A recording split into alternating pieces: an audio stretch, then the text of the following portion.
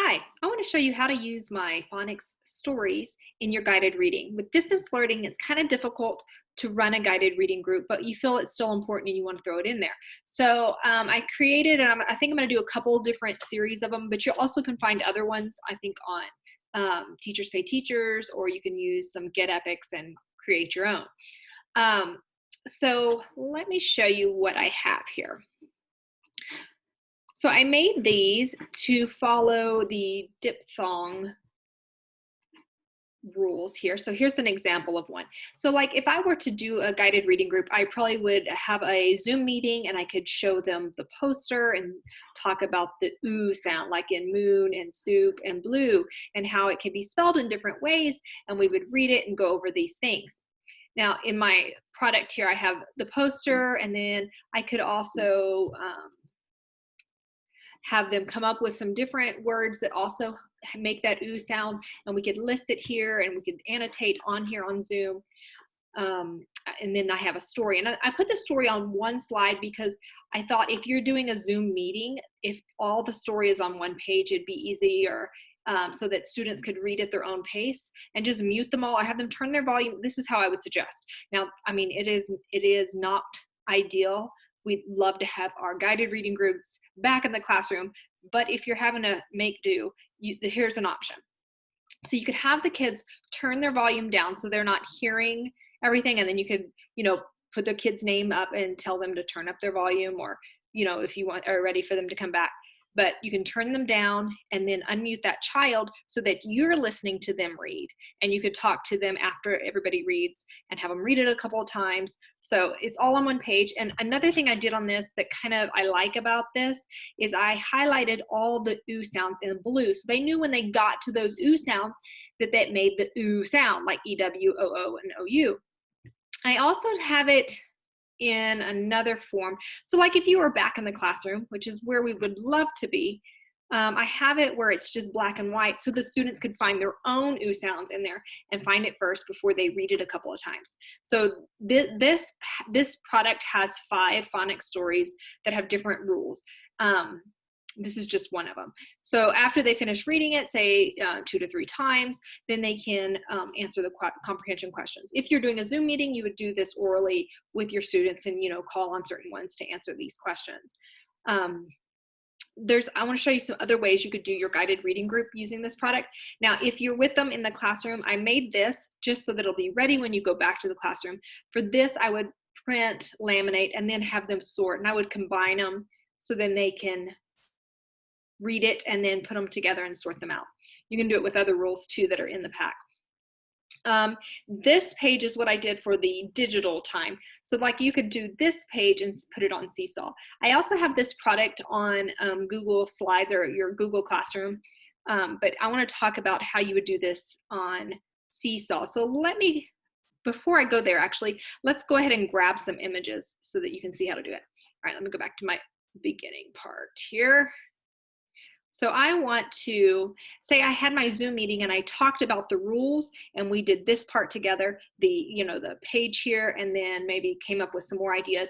And then I could assign a Seesaw one of this story. So I would capture this image. I have a Mac and I'm going to hit Shift Command 4, and I'm going to just capture, I'm going to drag that bullseye across that image, and that gives me the story that I can upload and put it into Seesaw. But that's not the only thing I want to put on there. I also want to put my comprehension questions.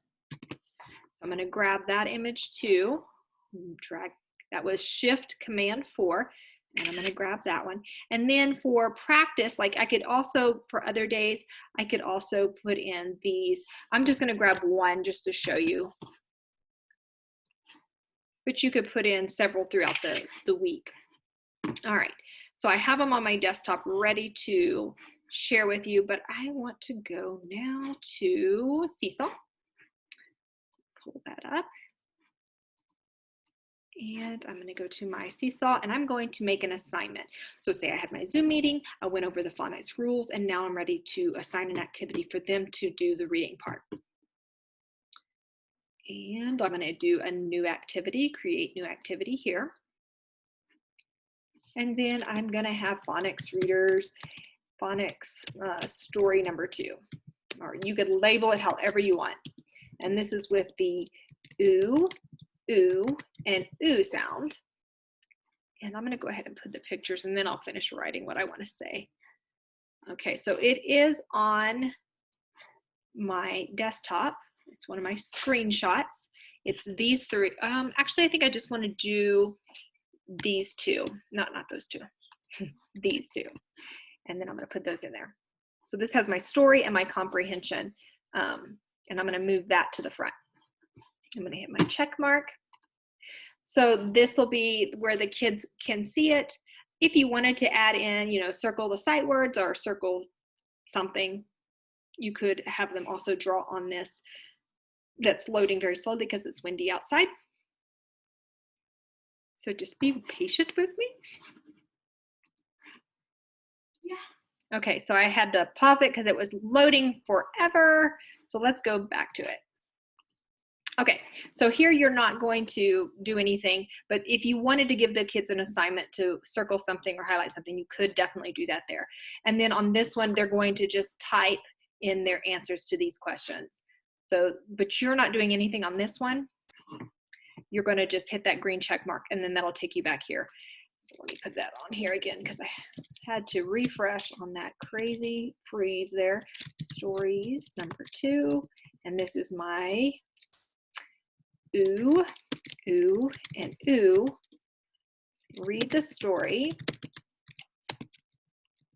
I'm going to say 3 times and record yourself once. So then you can also listen to them read 2.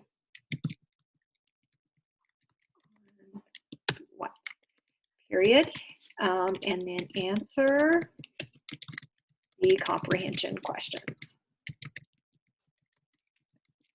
using the type tool, period. Oops, tool, period.